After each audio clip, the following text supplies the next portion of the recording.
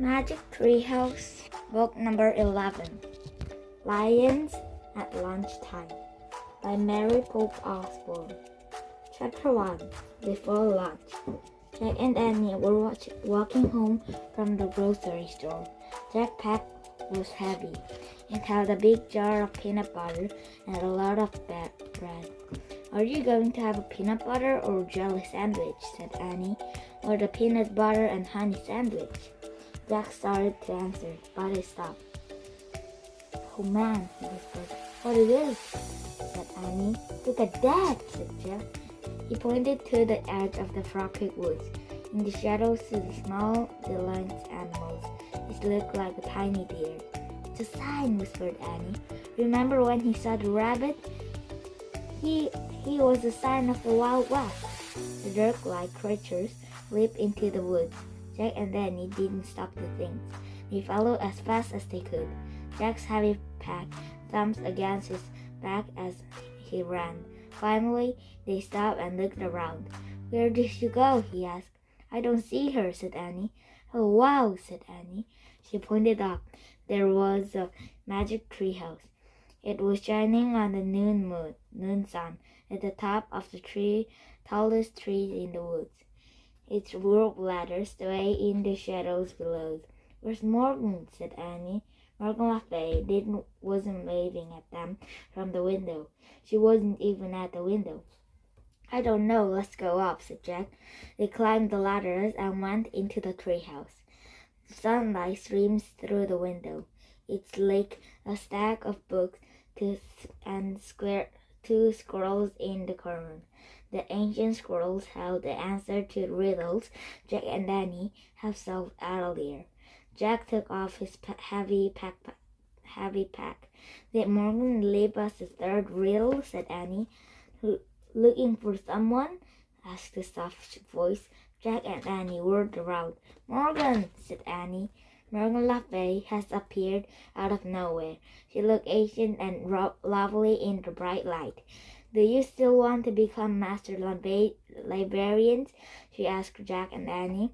"So you can help me in my work?" "Yes," they said together. "Wonderful," Morgan says.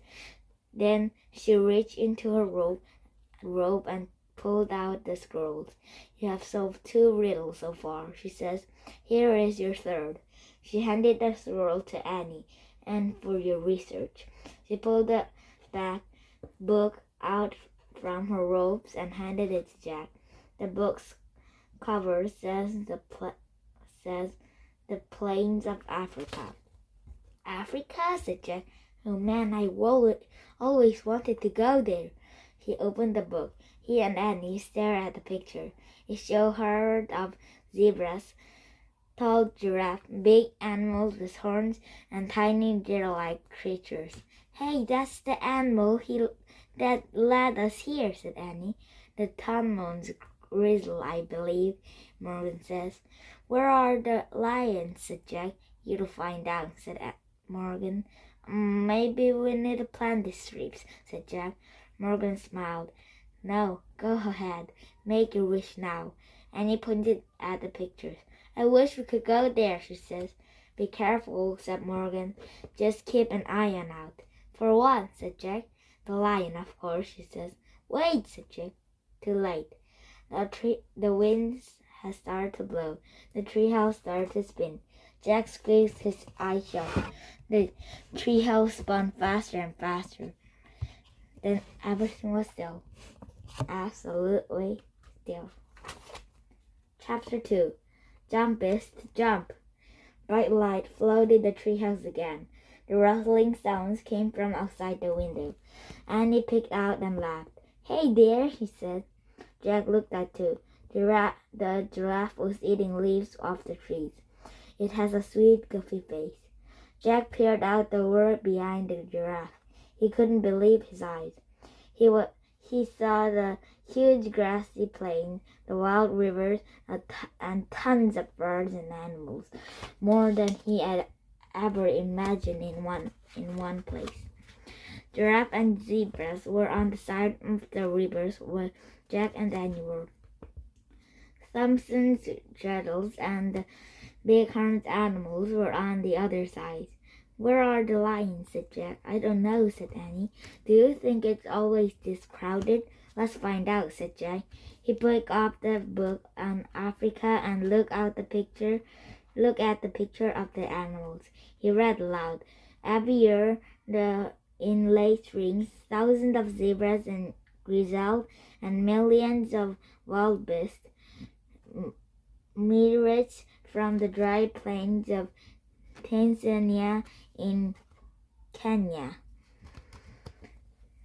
What the migrants mean, said Annie. Jack pushed his glasses into place. It means they go someplace out of parts of the earth, like birds going south of the winters.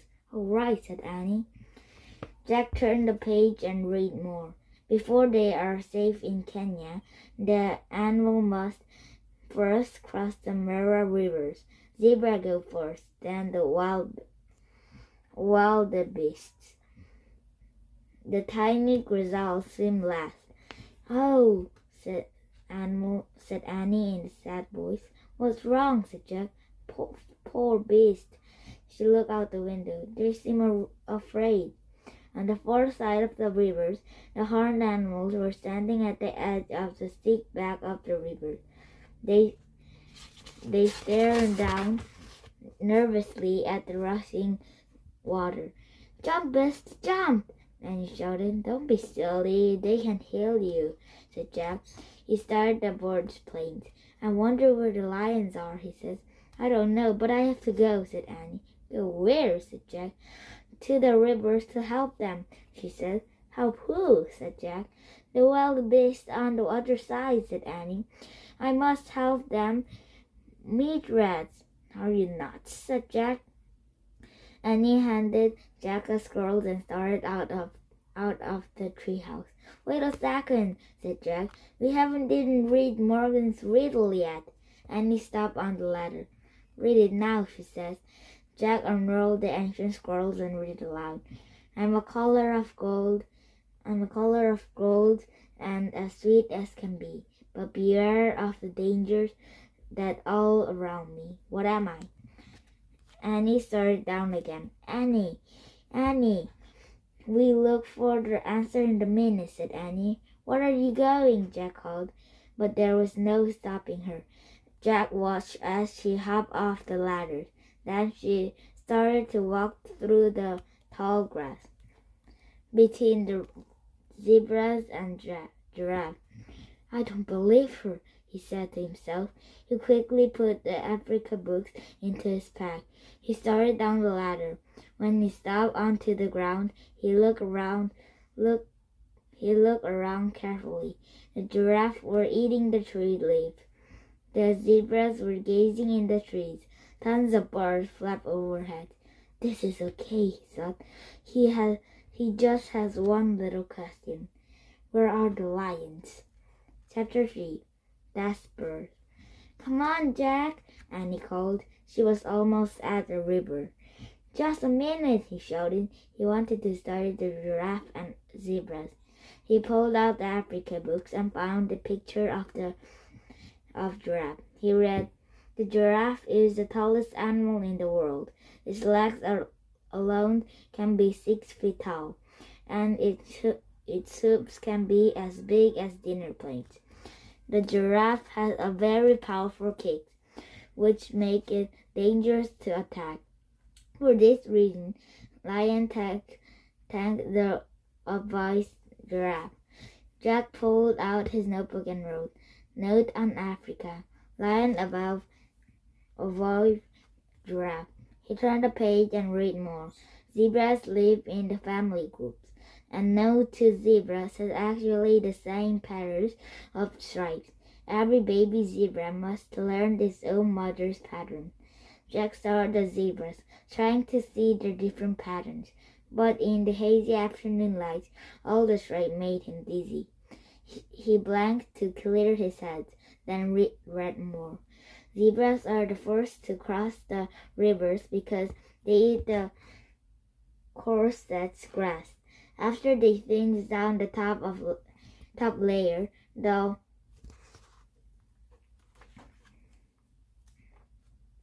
wildebeest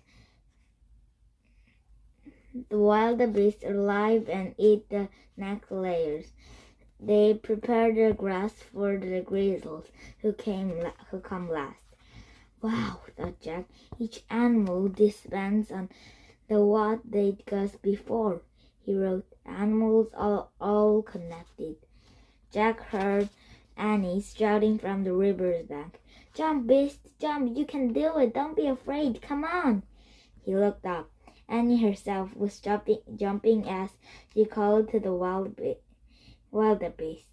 Jack sighed. I'd better stop her before there's troubles, he thought.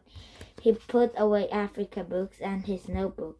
Then he jogged toward the river. His pack was heavy and lappy, bumping against his back. He had forgotten to take out of the jar of peanut butter and the loaf of bread. Jack decided to leave them at the treehouse. He turned to go to bed. Just then, Annie shouting stopped. Jack looked at the window. Rivers. She had vanished. Annie, he called. No answer. Where is she? Annie, Jack shouted. She has completely disappeared. Oh man, said Jack. The trip has barely begun, and already despair has stopped. He forgot about the stuff in his backpack. He just ran as fast as he could. He wove his way between the grazing zebras and giraffes as he raced to the rivers. Help! Called Annie. Chapter 4. Mud Bath. Jack looked over the edge of the riverbank. Annie has fallen into the pool of mud near the water. The thick black mud way up to her chest. I slipped, she said. It felt like quicksand. Jack threw down his pack and got on his knees. Be careful, she said. Don't slip too. Jack pointed to the tangles of old tree roots sticking out of the bank. Grab those, he said. Annie reached for the roots. Too far, she said, breathing hard. I'm sinking. She was sinking. The mud was up to her neck. Hold on. Jack looked around wildly. He saw the fallen tree's branch near the bank. He raced to it, picked it up, and carried it back to Annie. Only her head and arms stuck out of the mud now. Jack held out the branch. Annie grabbed it. Hold tight, said Jack. I'll drag you over to the roots. He started pulling on the branch. I'm still sinking, Annie wailed. The mud was up to her chins. Come on, said Jack. You can do it. I know you can. Try. Just then, Jack heard a splash. He looked up. On the other side of the wild river, the wildebeest had jumped into the water, and another jumped, then another. They were heading right toward Jack and Annie. Hold on tight, said Jack. He pulled on the stick again. Annie moved a teeny bit. Hey, Jack, on the moon, it felt like I weighed 10 pounds, said Annie. And this mud, it feels like I'm weighed of tons. Conquer tricks, Annie, said Jack, trying not to slip down at the bank. I am. The lead wildebeest were halfway across, swimming toward them. Many more wildebeest were jumping into the water. It's now or never, said Jack. He took a deep breath. He pulled really hard. Just then the shadow passed over them. Jack looked up. Uh-oh, he said. A huge creature circled overhead. I think you're near the end, said Jack. Oh, get out of the waters, Annie shouted at the vulture. I'm fine. In the burst of fury, she let go of the branch. She lurched for the woods. She grabbed them. Yes, cried Jack. Pull! Slowly, Annie pulled herself out. She was covered with black mud from head to toe. Jack helped her onto the bank, getting mud all over himself. See, Annie shook her fist at the vultures. I'm fine. Now beat it. But the giant ugly bird still circled. Come Come on, let's get away from him, said Jack. He pushed his glasses into place. Rats, he says. Now his glasses were muddy. He tried to squint his hands in the grass. Oh no, shouted Annie. Jack turned to her. The wildebeest will get stuck in the mud hole, she cried. She waved her arms at the wildebeest struggling to swim across the rivers. Not here, he shouted. Not here! But the fantastic swimmers kept coming. Chapter 5. Ha ha! Oh no, no, no! Shouted Annie. She raced down the bank until she reached the sandy, clear spots. Here, here! She called. The wildebeest followed her with their wild eyes. Jack watching disbelief as the swimmers changed their course. Slowly, all the wildebeest swam to where Annie stood. She waved them in like a terrific policeman. Jack grabbed his backpack. Annie, he cried, let's go before we get trampled. Keep it off, she shouted to the wildebeest as he took off after Jack. They ran further off the rivers, away from the incoming wildebeest. Finally, they stopped and caught their breath. They looked back. Everything seemed fine. The wildebeest were scrambling safely over the riverbank. Then they would graze on the grass prepared by the zebras. Good work, Jack said to Annie. Thanks, she says. Okay, now for the riddles. No, first we got to get clean, said Jack. You look like you're in the mud suits. High-pitched laughter rang through the air. It sounded mocking and mean. Jack and Annie turned around. They saw two spotted brown animals standing in the tall grass. The creature has bodies like dogs, but with slumping backs. They laughed again. Ha ha, said Annie. You don't look so great yourself. What are they? Said Jack. He took out the book.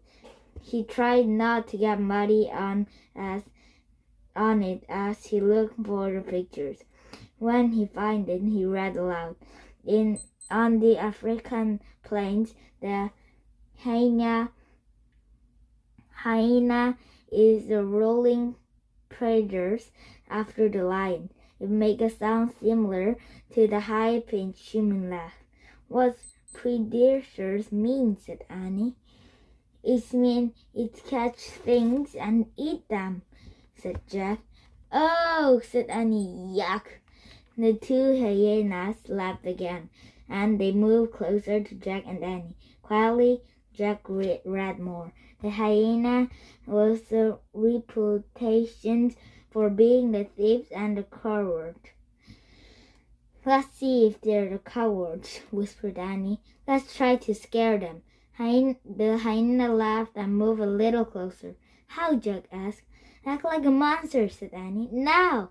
Jack and Annie made terrible monster face. They put out their hands and rushed at the hyenas. Ah! They shouted.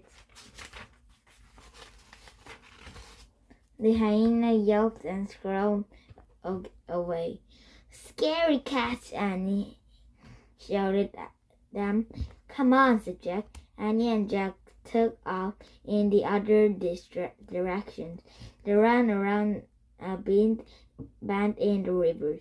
Jack heard the hyena laughter again. It sounded far away. Good, he says, they're gone. Hey, maybe we can wash over there, said Annie. She pointed to the edge of the forest. There was a small pond surrounded by tall grass. Zebras were drinking the waters. Yeah, said Jack. If it's safe enough for them to drink. The zebras ignored them as they walked toward the ponds. When they reached the edge of the waters, Jack set his heavy pack down in the dry grass. He glanced around. No lions were in sight, But then he heard something. On the far side of the pond, something very big was coming out of the trees. Chapter 6. Speak and Pain. Be careful, said Jack. Jack and Annie stood frozen as his elephant stepped out of the shadows. It waded into the pond and dipped its trunks into the waters. Oh, wow, said Annie. Jack breathed a sigh of relief. An elephant wasn't going to chase them and eat them. Still, the elephant was huge. Let's sneak away, said Jack. But I want to watch, said Annie. Fine, said Jack. He was tired of Annie's getting sidetracked. I'm going to solve the riddle by myself. I'll meet you back at the treehouse. He turned to go. A spray of water rained down on him. It came from behind. He shouted with surprise and looked back. The elephant trunk was pointing straight at Annie. Cool, he cried. He's giving me a shower. The elephant sprayed her again, then again. The mud slowly whirled off her face, her braids, her t-shirt, her shirt, and her legs, and her sneakers. I guess the elephant doesn't like dirty kids, said Annie, laughing. Her eyes were squeezed shut. Finally, she was clean and soaking wet. Now it's your turn, she said to Jack. Jack stepped forward and shut his eyes tight. The blast of water hit him. It did felt like the showers, the strong showers. When Jack was clean, the elephant let out a grunt. Then he started to splash himself over with water. Thanks, said Annie. Yeah, thanks, said Jack. I'm sick and spent now, said Annie. When the sun dries off me, I'll be like new. Good, said Jack. Now we can get the series. He picked up the heavy pen. We have to figure out the answer to the riddle so we can leave this place before we run into real troubles. He looked around nervously. Where are the lions? He wondered. The small bird fluttered near his head. Hi, Annie said to the bird. Jack turned back to her. According to the riddles, we're looking for some gold and sweet. What do you want? Annie asked the bird. The bird twittered and flew around Jack and Annie. Its feathers were dull gray, but it has a bright, happy manner. Annie, listen to me, not the bird, said Jack. The bird kept flirting around them. He's trying to tell us something, said Annie. Jack let out a long sigh. You're driving me crazy today, he said. But I feel like she needs our help, said Annie. Maybe her babies fell out of the nest. Annie, you can't save every animal in Africa. Africa, said Jack. This bird is important, said Annie. Trust me. The bird darted toward the trees. It landed on the branch and crooked its hands at me. She said, follow, said Annie. The bird headed to the forest. Annie started after it. Don't go in there, said Jack. You might run into... There was no need to finish. The bird and Annie had disappeared into the trees. A snake or a lion, Jack said to himself. Come on, Annie called. Jack moaned. He put on his pack and ran. The peanut butter jar thumped against his back. Chapter 7. Hi there. The forest was cooler than the sunny plains. It was filled with the shadows and bird calls. Where are you? Jack shouted. Here, said Annie. He found her in the thick grass. Bright rays streamed between the trees. Green leaves and vines sway in the dispelled light. The little gray bird sat in the trees, tittering at them. Yucks, what's that? Said Annie. She pointed at the round brown things hanging from the low branch, but bees buzzed around it. If that's her nest, it's a pretty weird nest, said Annie. That's not the nest, said Jack. It's a beehive. Don't you see the bees? Yikes, said Annie. She stepped back from the trees. But the little bird hurried at the beehive and pecked out at it. What's she doing? Said Annie. The bird kept pecking at the hive. I don't know. Maybe she's not as you, said Jack. She looked look her up in the book, said Annie. See if it says she's nuts. Are you kidding? Said Jack. That naughty bird isn't going to be in this book. Just look. Jack opened to his Africa book. He kept turning page. Just as he thought, there was no gray birds in the books. Forget it, he said. Kept looking, said Annie. Jack turned one page more, and there was a little gray bird, a beehive, and a tall painted warrior in the spears. I don't believe this, said Jack. Then he read aloud. This bird is called a honey guard. It boasts of friends and the helper to the mossy peoples, and African tubs known for their freeze-fighting skills of berries. Hi, honey guard, Annie called to the birds. I knew you were important. Jack kept reading. The honey guard leads mossy persons to the beehive. The birds wait for him or her to scatter the bees and take the honey. Then the bird feasts on the honeycomb. That's cool, said Jack. They work together like a zebras and the wildebeest and grizzles. Yes, said Annie. And she wants us to be her helper. We have the sweaters and the bees and leave her to the honeycomb. How could we do that? Said Jack. He looked back at the book. It didn't say how. Well, maybe we could wave those weeds at them, said Annie. She pointed to some bright green plants that looked like a giant fan. Jack put his book and backpack down. He and Annie pulled on up the weeds. They waved them near the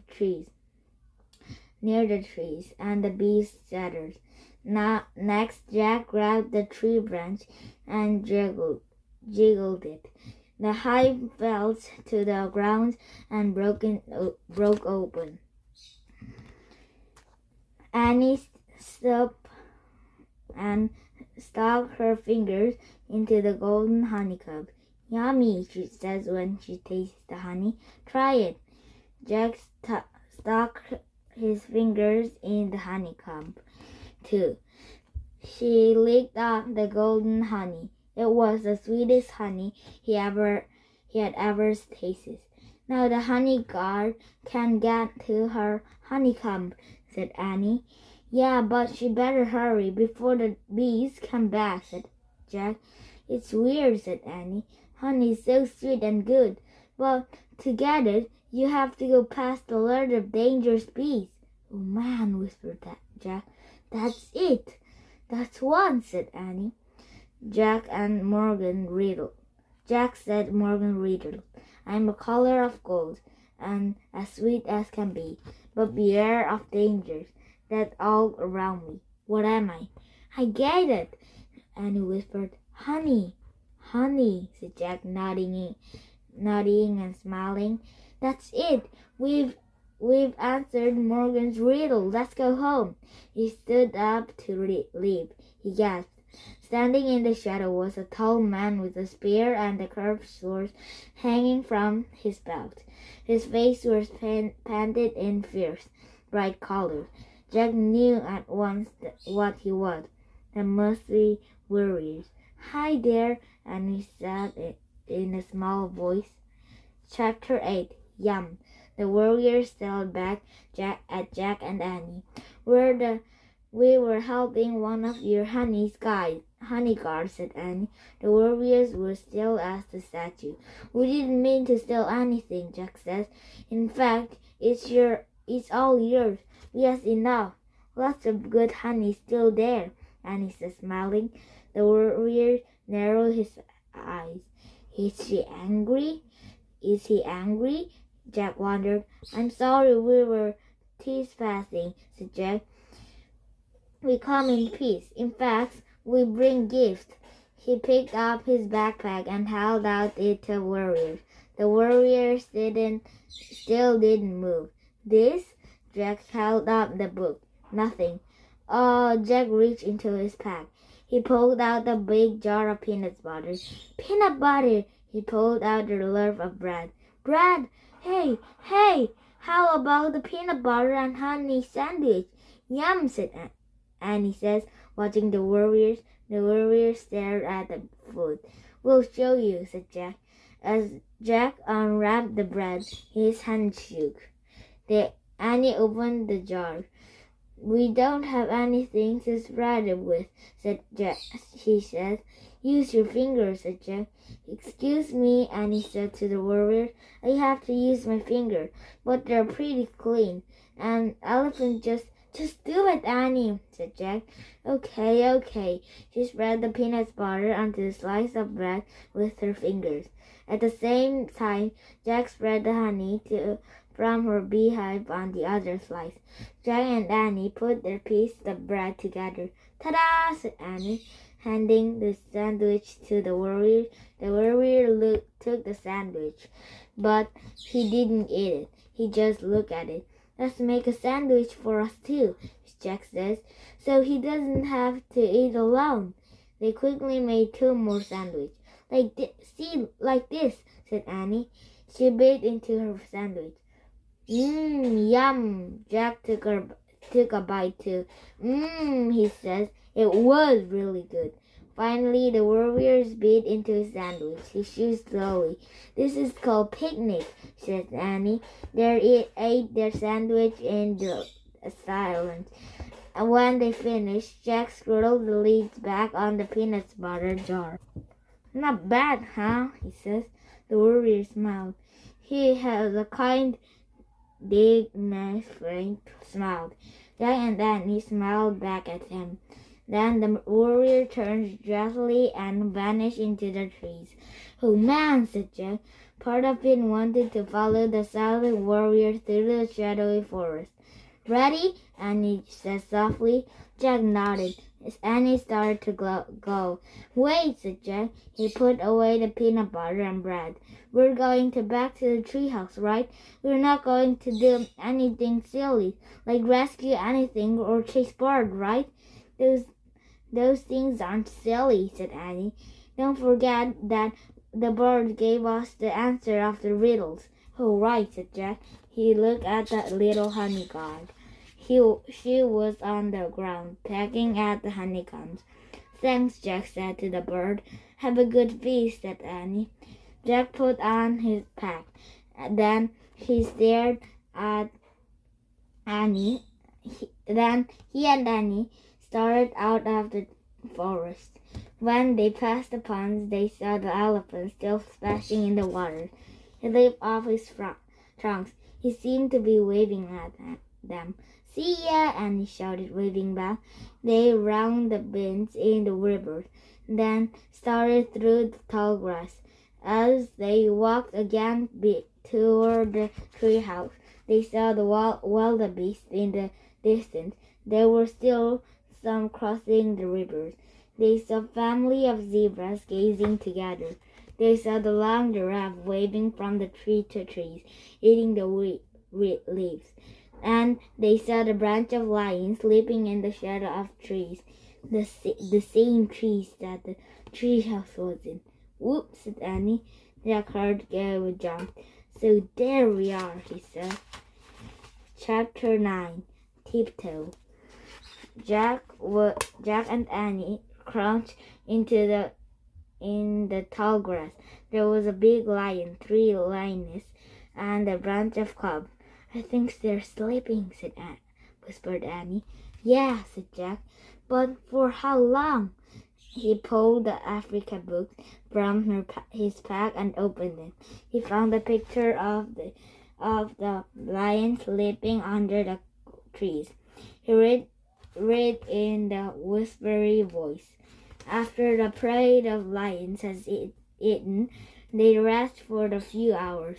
The others, what did they have for lunch? Annie broke in. Don't ask, said Jack. He kept reading. Sensing that the lions are not hunting at the moment, the other animals graze nearby. If they can graze, then we're safe, said Annie. He started to stand. Wait, Jack pulled her down. Not so fast. He peered around. The word in the book seems true. The zebra and giraffe didn't seem to be bothered by the lions at all. They might be safe, but I'm not sure about us, said Jack. We need a plan. What if we wait till they leave, said Annie. That could take hours, said Jack. Plus, they might be hungry again by then. All right, said Annie. So here's the plan. We tiptoe, said Jack. Tiptoe? Yeah? And that's your whole plans? Said Annie. Yeah. Tiptoed to the rope ladder, said Jack, very quietly. Good plan, Annie teased. Just do it, said Jack. He stood up slowly. Annie stood with him. They began to tiptoeing through the grass, very slowly. The lion freaked off his tail. Jack and Annie froze. When his tail was still again, they moved again. Suddenly, a high-pitched laughter split the air. Jack and Annie stopped. The hyena was back. They were standing off the slide watching Jack and Annie. Jack and Annie made silent monster face and shook their fists, but the hyena only laughed some more. The big lion stood lazily. He opened his golden eyes. Jack felt the hairs rise on the back of his neck, but he didn't move an inch. The lion lifted up his head and yawned. His giant teeth gleamed in the sunlight. The lion turned his head, and as he looked around sleepily, Jack held his breath as lion gaze rested on him. The lion said straight up. His piercing yellow eyes met Jack. Jack's heart raced. His mind raced. And he remembered something he read. Lions evolved giraffe. Jack looked around. There was a giraffe walking toward the trees that the magic treehouse was in. Suddenly, he had a new plan. Get under that giraffe, he whispered. Now you're the one who is nuts, Annie whispered back. But Jack grabbed her hand. She pulled her over the giraffe and underneath it. The giraffe's legs were so long, Jack and Annie could stand up under it. Jack's head barely brushed the giraffe's golden belly. The tall creature froze for a second. Then she moved slowly toward the trees. Jack and Annie walked in the same rings as the giraffe. They got closer and closer to the treehouse, and closer to the parade of lions. The big lion had stood up. He watched them moving under the giraffe. Then the rope ladder was just a few feet away. Jack and Danny dashed out from under the giraffe off the rope ladder, and he scrambled up first. Jack followed right behind her. As they climbed, the lion growled and leaped at the ladder. The hyena laughed. Jack climbed faster than he never climbed. He leaped after Jack and Annie into the treehouse. Annie has already unrolled the scrolls. The riddle was gone. In its place was the one shimmering words, honey. Jack grabbed the Pennsylvania book. He opened it and found a picture of the Frog Creek woods. I wish we could go there, he says. Just then the giraffe stuck his head through the window. Bye, honey, said Annie, and she kissed the giraffe on the nose. The wind started to blow. The treehouse started to spin. It ran faster and faster. Then everything was still. Absolutely still. Chapter 10. After lunch, Jack opened his eyes. His heart was still racing. Hyena laughter still rang on in his ears. "We made it," said Annie. "Yes," said Jack, "but it was very close." Jack took another moment and calmed down. Then he pulled the Africa books out of his pack and put it with the other books. Annie put the squirrels in the other two squirrels. "The giraffe was the true honey on that trip," she says, "sweet and golden with dangers all around it." "Yep," Jack said. Now we have just the one riddle to go." "Yep," said Annie. "Ready?" "Ready." She started down the ladder. Jack followed. When they hit the ground, they walked through the sunlit woods. "It's time for lunch," said Jack. "I'm full of our picnic," said Annie. "Same here," said Jack. What did we tell Mom?" said Annie. "Well, we say we ate our sandwich coming back from the store," said Jack. "What if she asks why?" said Annie. "Oh, just say we have a picnic with a Massey warrior in Africa," said Jack. Annie laughed. "Right," she says, "because we didn't want him to be mad at us for taking his honey." "Right," said Jack. "The honey from the beehive that the honey guy led us to." "Right," said Annie. "And that happened after an elephant gave me a shower, and we scared up 2 hyenas." "Right," said Jack. "And after you fell the metals because you were helping the millions wild beast migrate across the rivers." "Right," said Annie. "And all that was before the giraffe saving us from the lion." "Right," said Jack. And Jack and Annie left the rocky woods and started up their sunny street. There was silence for a moment.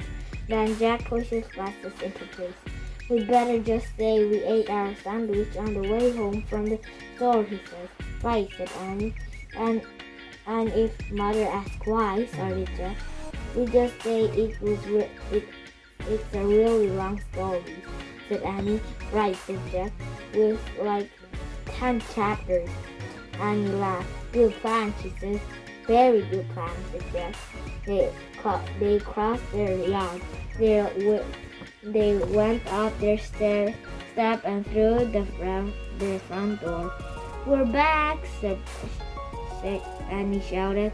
"Great," called their moms. "Ready for lunch?"